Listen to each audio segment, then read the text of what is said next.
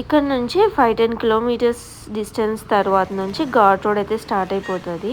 Time అయితే 2 దాటిపోయింది. తర్వాత ఫుడ్ దొరుకుతుందో లేదో అని చెప్పేసి ఇంక ఇక్కడ ఆగిపోయాము.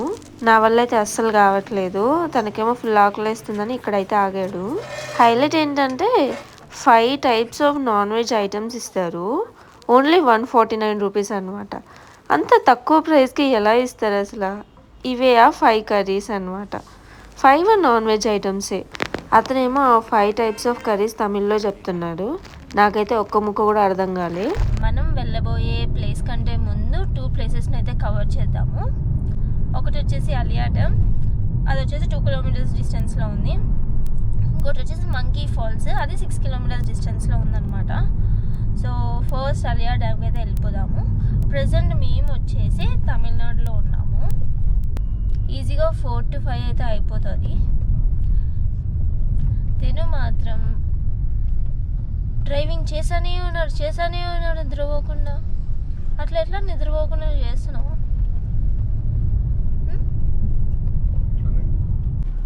ఫ్లడ్ వచ్చి రోడ్ కొట్టుకుపోయింది, అందుకోసం వర్క్ చేస్తున్నారు. అందుకే ఫ్లడెడ్ రోడ్ అని. కార్ మీద ఇట్లా పడుతున్నాయి తెలుసా రాళ్ళు పోతుంటే. మనం అలియా డ్యామ్కి వెళ్తున్నాం. ఇదేనాది బ్రిడ్జ్? రివర్ ఉంటుందా ఇక్కడ? ఇదేంటిది? బ్రిడ్జ్ వాటర్ వస్తున్నాయి, ఇదిగో ఫ్లో ఉన్నాయి. పైన నుంచి పైన ఉంది, కనిపించట్లేదు. డైరెక్ట్గా వెళ్ళక చూస్తాం.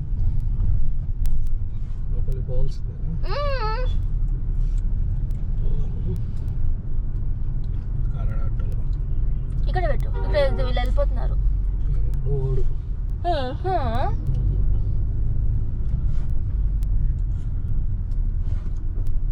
ప్లేస్ లేదు కార్ లోపల. సో మనం వెళ్ళబోయే ప్లేస్ అదనమాట. ఇంకా 40 కిలోమీటర్స్ రోడ్ అంతా అలా ఉంటుంది.